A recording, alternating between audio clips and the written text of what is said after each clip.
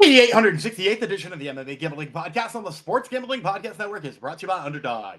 Get up to $1,000 deposit match when you sign up at UnderdogFantasy.com and you use promo code MMA SGPN.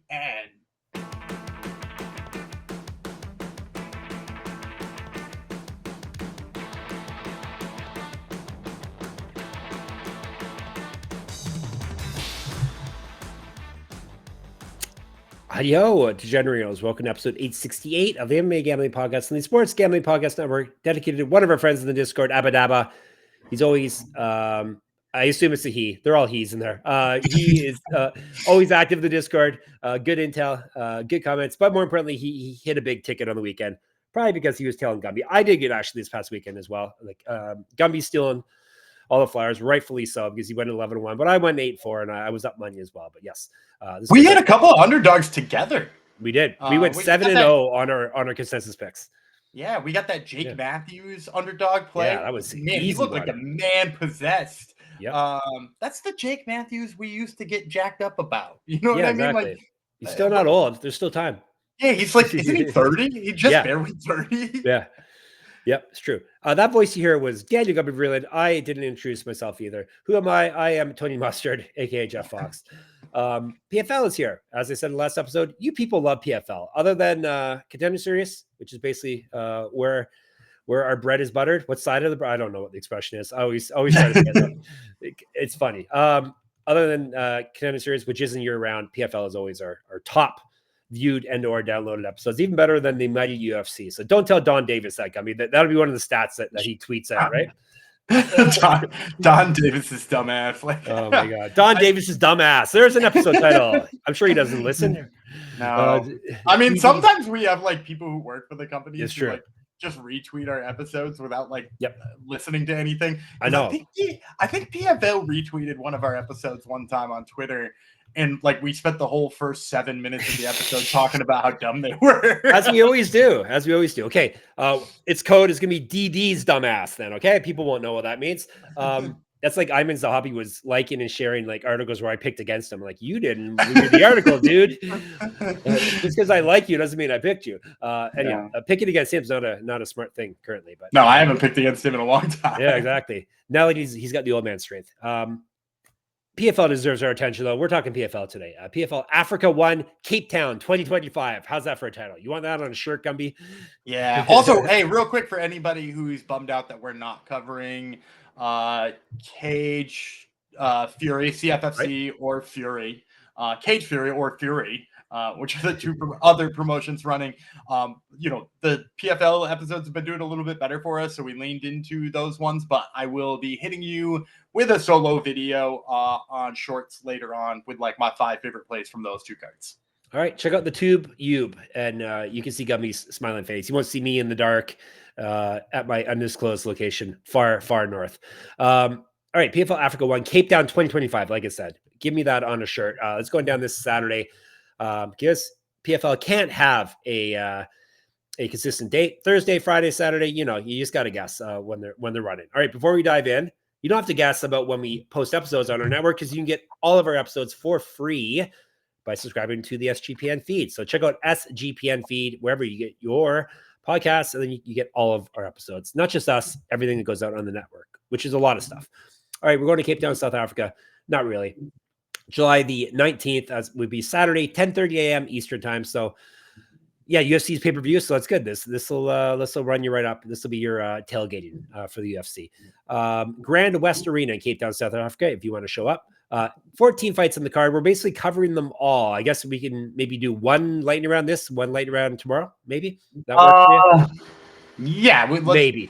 We'll see. I mean, I'm just going to tell you to pick Dakota Decheva. And yeah, it's true. We're not giving Dakota Decheva a full breakdown. Get it out of the way now. She's going to murder Samiko Amaba. I don't know what to tell you. It's not competitive in any avenue. Samiko Amaba lost to Denise Keelholtz.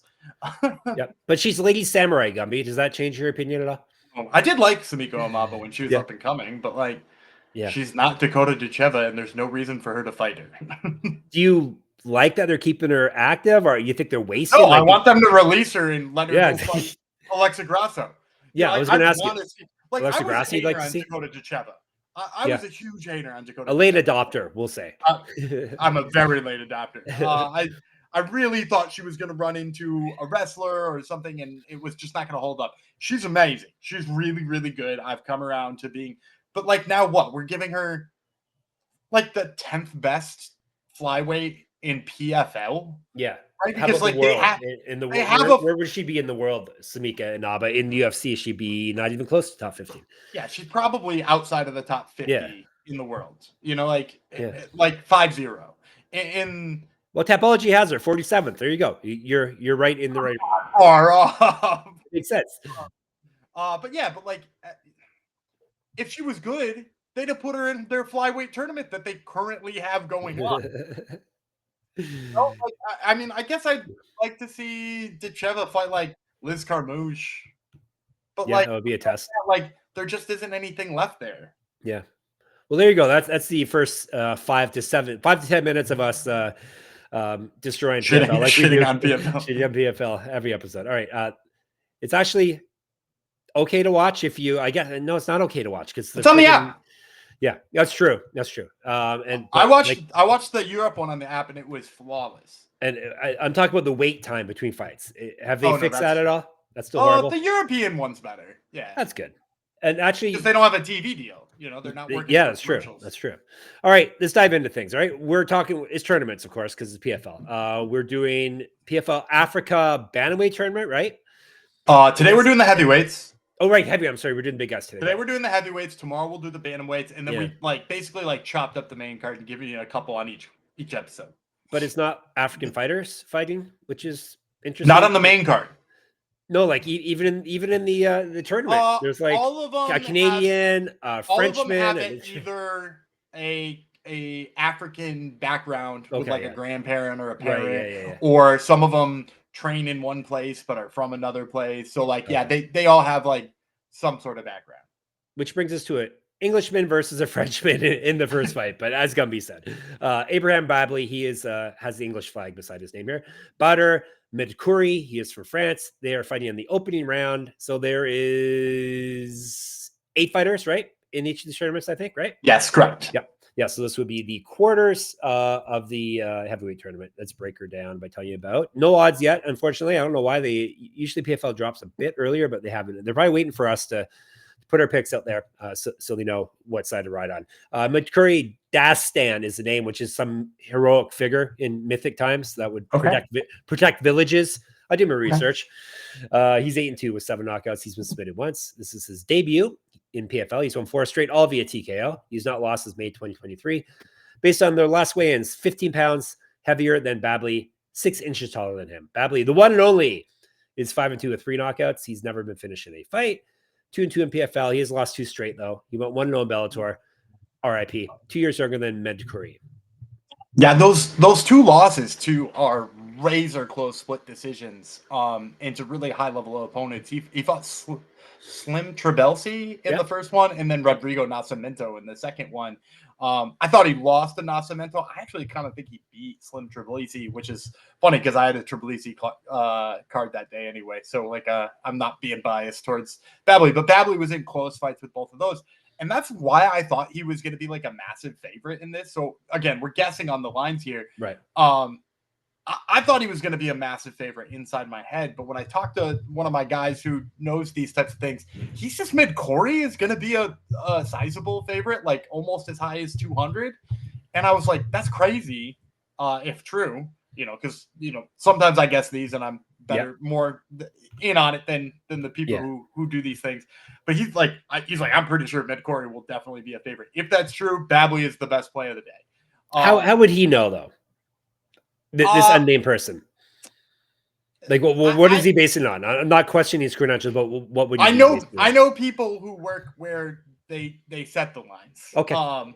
And so this person how do they set them? Do you know the just got like a room of people who talk about stuff? Yeah. They don't have like programs that figure these things out for them? I mean, they're definitely using those types of things now too. But like they got to have a human checker, or at least a couple of human checkers on that. Because, we know when we see somebody with an inflated record Yeah. AI definitely wouldn't. So Yeah, it's true. yeah, so they probably use a combination of the two. But anyway, Yeah. usually when I disagree with where I think somebody else says the line's going to be, I say that this is just going to be a pick 'em. Yeah. And if pick 'em or plus money on Babley, like for sure, I'm in on him here. As I said, he looked really good in those fights with Slim Trabelsi. And Rodrigo Nascimento did a good job of sprawling, is a pretty strong boxer. Whereas, like, if you watch Badr Medkouri, he lost 2 fights when he was in Aries. And they are, like, I went back and watched both of them. He looks so bad in those fights. And, like, the big problem is he's, like, shooting from so far away because he's, like, desperate to bring the fight to the ground. It's like he has no faith in his hands at all. And like Vulture Walker diving across the cage, dude. Vulture Walker looked good. Vulture Walker looked good as hell. Yeah, sure did. The way he dropped for that heel look, crazy. Who does that at heavyweight? Anyway, that got me off task. Like, Babley, when they announced this tournament, I thought was like the front runner to win the whole thing. Right? He went toe to toe with Nascimento, who's fighting in the PFL proper tournament. He went toe to toe with Trabelsi, and like he can wrestle and he can hang with his own on the feet. And like Medkouri looks like a guy who, if he can't wrestle, is going to fall apart. And he shoots from really far away, which has worked on some of his opponents. But the second he took a step up in competition and fought at Aries, he couldn't handle it. And like Babley, to me, is that level or better. So give me Babley. I think he's going to stuff a bunch of takedowns and beat him up on the feet. Would you be happy to hear that 66% are in a Medkouri? That's crazy. Yes, yeah, I would love that. Right? Yeah, and it's got to be because Babley's 5-2, right? Like that. And he's lost just coming off of back-to-back losses, hasn't really beat anybody good. But like, how different would you feel if that was a split decision win over Slim Trabelsi? Yeah, like all of a sudden everybody's in on it. Gumby peels beneath the surface. He's not just looking at the books cover. He's actually diving in for you. All right. We'll see if that one pays off. One thing that could pay off for you, very, very highly pay off for you, is Circa Million and Circa Survivor. Think you know ball? Then you have to enter Circa's football contest with $21 million in guaranteed prizes. There's no rake, so if entries go above the guarantee, all extra money will go to the prize pool. Circa Million, you pick 5 teams against the spread each week, or go for the ultimate sweat in Circa Survivor. There's even the Circa Grandissimo, a $100,000 Survivor contest. You must register in person at Circa Sportsbook in Nevada. Shucks. I'm telling you, you have to go to Las Vegas. But once you do sign up in Nevada, you can play from anywhere with the help of SGPN's official proxy. Go to footballcontest.com and use promo code SGP to get $50 off your proxy fees. And we're brought to you by MyBookie.ag. MyBookie is your place to bet in every sport, including the MLB, WNBA, golf, and, of course, football futures. MyBookie accepts customers for a ton of locations. Easy deposit and lightning fast payouts using crypto. They will have PFL up there. If they don't already, they'll have it up there shortly. And when you do go to head out, check out the lines and sign up at mybookie.ag. Use our code MMASGPN. That way you get 100% deposit match up to $1,000. Terms and conditions apply. That's mybookie.ag, promo code MMASGPN. All right, we're doing another heavyweight quarterfinal bout, aka opening round. Maxwell, Djantou, Nana. He is from Cameroon. There you go. That's Africa. Mickaël, Groguhe. Groguhe is the guy from Star Wars, right? How do you say his name? Groguhe? Groguhe, yeah, I'm right. He is from France. They're fighting at heavyweight, 3-5 rounds if they need it. Groguhe, 6-2, 4 knockouts, 1 submission. He's been knocked out once. 1-1 in PFL. He's won 3 straight and 6 of 7. 2 years younger than Djantou Nana, an inch of height over him. Djantou Nana Leonidas is the nickname. 6-1 with 6 knockouts. He's been submitted once. You owe us rounds, sir. 1-0 in PFL. He has won 6 straight. So he dropped his pro debut. He's won 6 straight. He's not lost since his debut back in July 2022. He won 1-0-1 championship, which is still, I think last time I checked, the biggest promotion in the world. Well, they are not doing well. Yeah, it's true. But we don't get quite as many people asking us to cover one as they used to back in the day. He also is a Sambo champion in the past life. All right, break her down. Yeah, he's a real deal Sambo champion too. He beat Denis Goltsov in the finals of the World Sambo Championship and like beat Denis Goltsov. And that's basically like MMA with a jacket on. You know, it's like there you go. I mean, right? That's he hit hard. Is. Yeah, it's true. It is. Well, and hey, great segue. Nana hits hard. He hits hard as hell. And he's got like him then. Incredible pressure. Like he's really good at backing people up all the time. And my my instinct here is Nana should be a massive favorite, like 400, 500. He's so much better than Groguhe here. Like both because he backs people up, he throws the big heavy shots. We've seen his wrestling hold up in Sambo. We haven't seen it so much in MMA, but we've seen it hold up. And then Groguhe like plotting, kind of a chunky guy. Not that we're body shaming here. We don't body shame, but like he's plotting. He doesn't necessarily have the best hands in the world. Like he clearly wants to wrestle, but like doesn't have the strength. And like I watched him try to wrestle for like 2 minutes in a fight, and he stood up and he was exhausted. And so like he's gonna shoot maybe one takedown on Nana. He's gonna stall him out for 30 seconds against the fence and then just tee off on him. So yeah, give me Djantou Nana here. Should be a massive favorite. Probably, if not badly, Nana should be the favorite to win the tournament. No, there you go. I don't have to ask now at the end of the episode. We gave you the Ticha breakdown, and Gumby told you he's going to win the tournament. So now people have nothing to tune into at the end, but we'll figure something out. All right. Nana is your pick. 93% of Tapologists agree with you, Gumby. So probably won't get as good of a line for that one as the first fight we broke down here. All right. Moving on up the card. We got another tournament fight. Abdoullah Kane, he is from Senegal. Mohammad Ben Yahia, he is from Morocco. Both those countries, last time I checked, were in Africa. So that checks out here. We were telling you about who are we talking about? Ben Yahia first. 9-4, 5 knockouts, 4 submissions. He's been knocked out 4 times. He owes us rounds. This is his debut. PFL. He's won 6 straight and 7 of 8. He's not fought though since January 2020. Yikes. He's not lost since September 2018. He used to fight at 205. 2015 Pro MMA debut. 2-0 in bare knuckle boxing. Kane is 3-0 with 2 knockouts, 1 submission. This is his debut as well. He's 7 years younger than Ben Yahia, 2 inches taller. Yeah, I'm going Abdoullah Kane. My guess is like negative 225 on this one, and I'll take the favorite. Bottom line is Ben Yahia's his layoff worries me, right? Like, yeah. Do you know what the story is or not?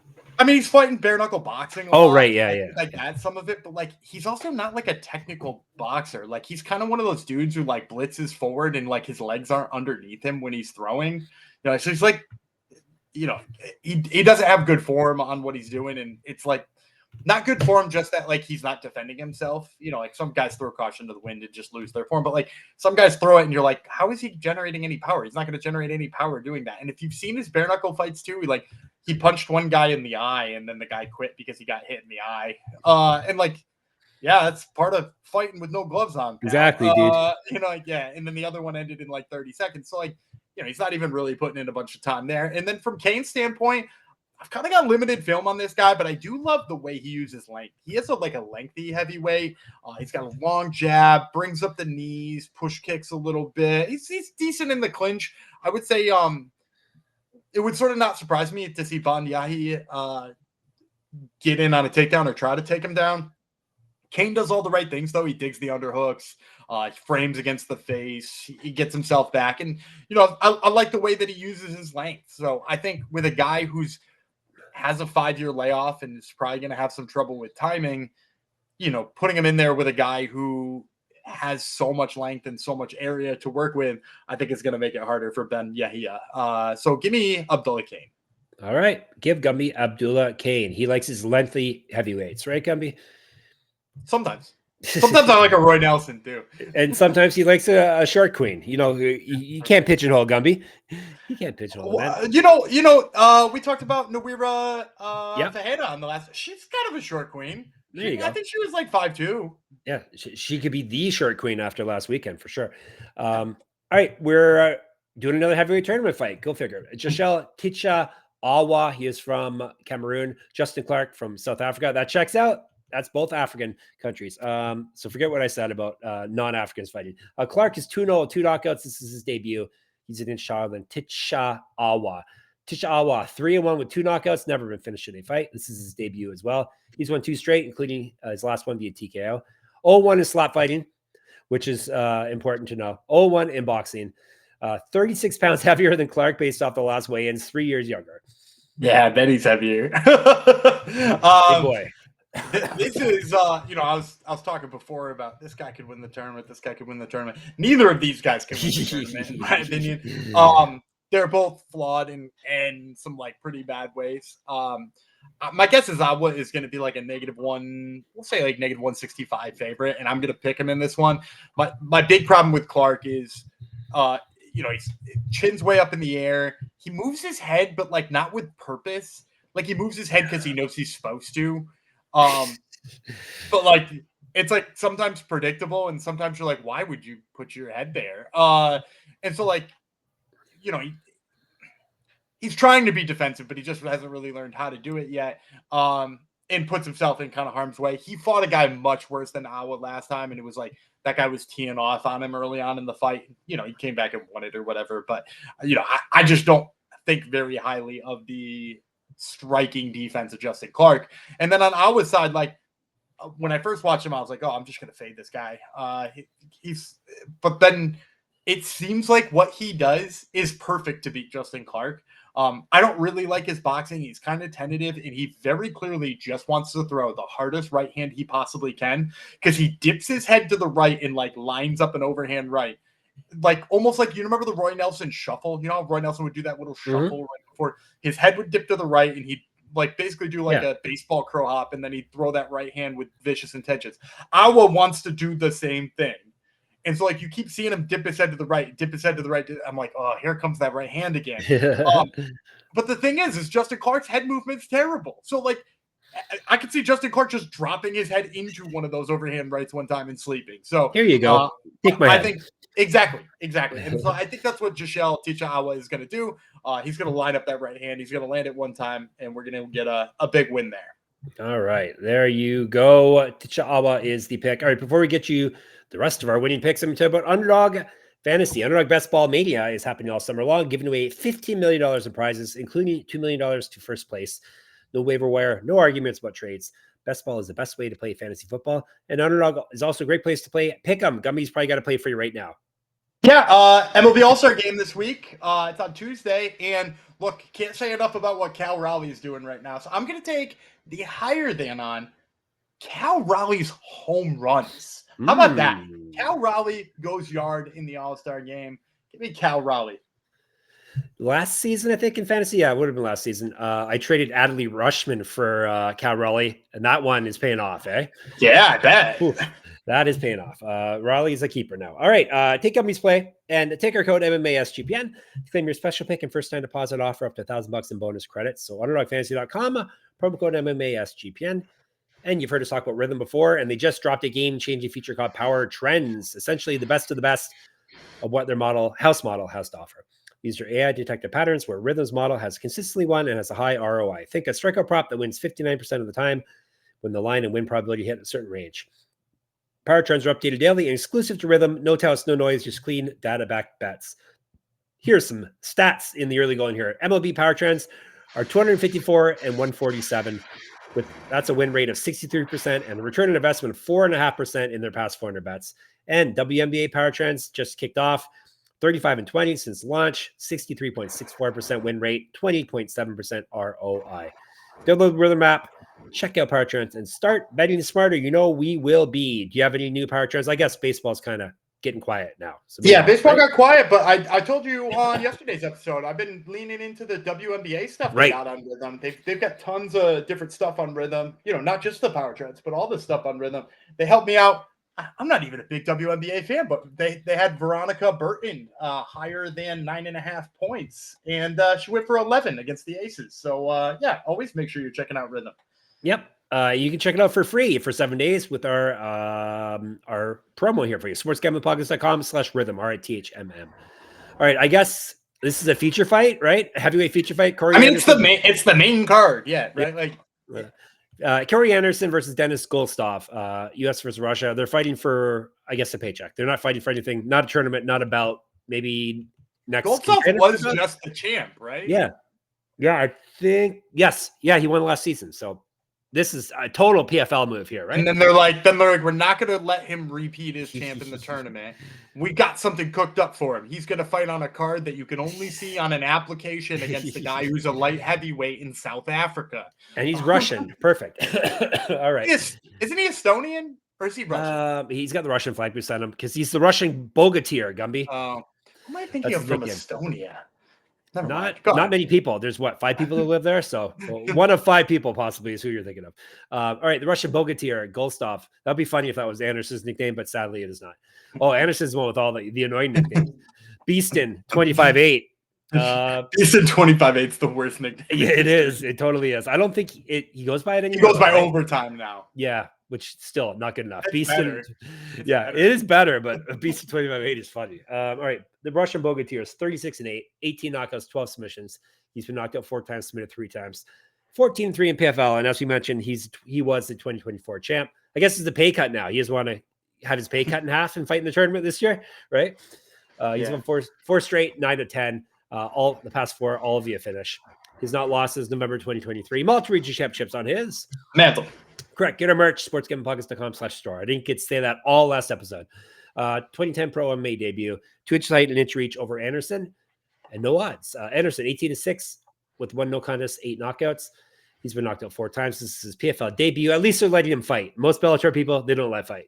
He's won 2 straight and gone 5-1 with 1 no contest over his last 7. He's not lost since November 2022. He went 5-1 with 1 no contest in Bellator. RIP, was the champion. 10-5 in the UFC. Used to fight at 205. 3-0 in the Ultimate Fighter and the champion. 2013 Pro MMA debut. Yeah, it seems like they're doing this to Corey Anderson because he complained, right? Yes, he was one of the vocal ones. Yep. Yeah, this isn't a good fight for him. No, I mean, another guy that wants to wrestle and has more power. It's going to be Goltsov like -250, and not just likes to wrestle too. Like, I think people sleep on how good Goltsov is at jiu-jitsu and submissions, right? Because he subbed Oleg Popov in the finals last year. Huge cash for us, by the way. I remember that one because I chronically fade Oleg Popov. I don't think he's good.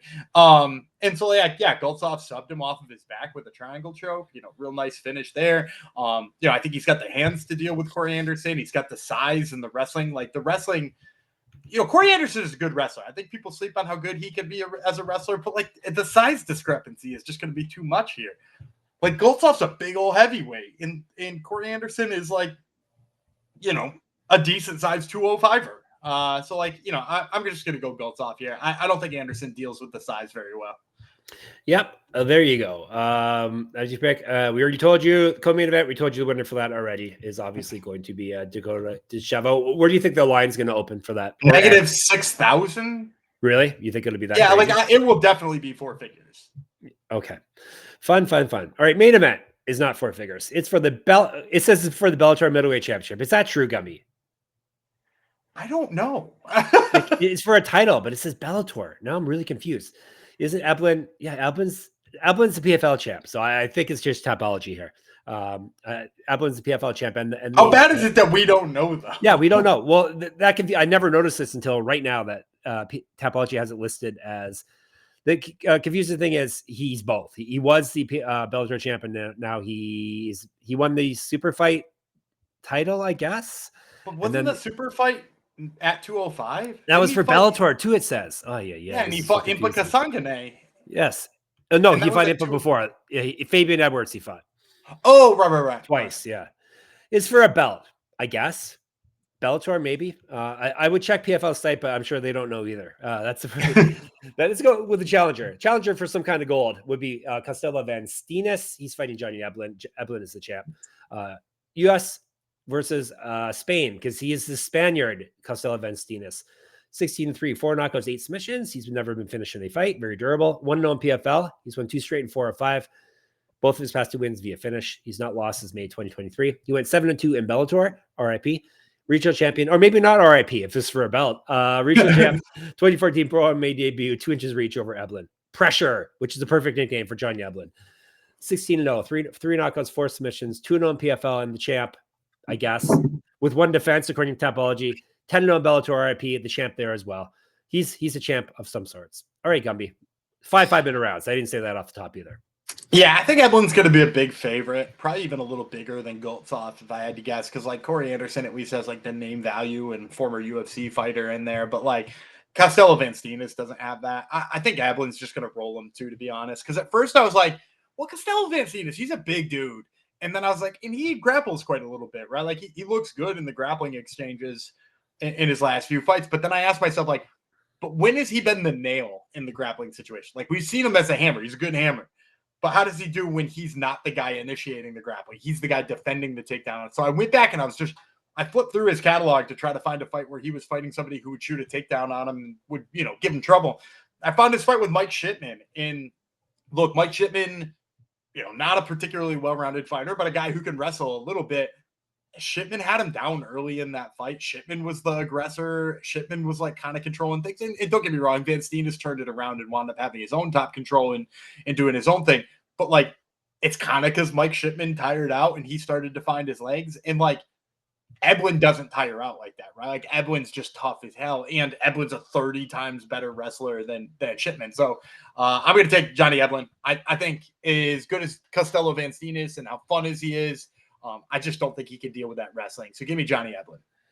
All that time I was searching on the PFL site for this weekend's event. All they have listed as for matchups are the tournament fights. So perfect. They don't have any of the big name fights listed. Why would you have more than that? Exactly. Oh my God. And some the women's fight that we didn't even cover, the opener. So yeah. Perfect. Good job, PFL. PFL is going to PFL. All right. Eblen is the pick. What was the number you said? I said like -350. All right, cool. I was in the PFL weeds there. All right, this recap, and we'll get you out of here. He's got Eblen. He's got Goltsov. He has got Ticha. He has got Kane. He's got Djantou Nana. He has got Badr. All right, you're set for the heavyweight portion of PFL. You can get more from us in the Discord, sportsgamblingpodcast.com/Discord, on the YouTube comments. Of course, MMA Gambling Podcast. Thank you for subscribing in advance. On the old Twitter, SGPN MMA. He's at Gummy Vrila, and I'm at Jeff Fox Writer. Jeff Fox Writer on Instagram as well. Check out my Substack. Enter my free UFC Pick'em contest for this weekend at moneymma.substack.com. You can listen to more Gumby at Top Turtle. Who's on it this week with you, Gumby? We got Robert Dallington, who's fighting in New Orleans this weekend, as well as Carly Judici, which is a home game for her. Right. Check out Top Turtle MMA Podcast, wherever you get your podcasts. And of course, sportsgamblingpodcast.com, sportsgamblingpodcast.com/store, sportsgamblingpodcast.com/Patreon. All right, Gumby, bid the people farewell. All right, I'm Dana Gumby Freeland. He's the Canadian Booker Jeff Fox, and we will see you tomorrow.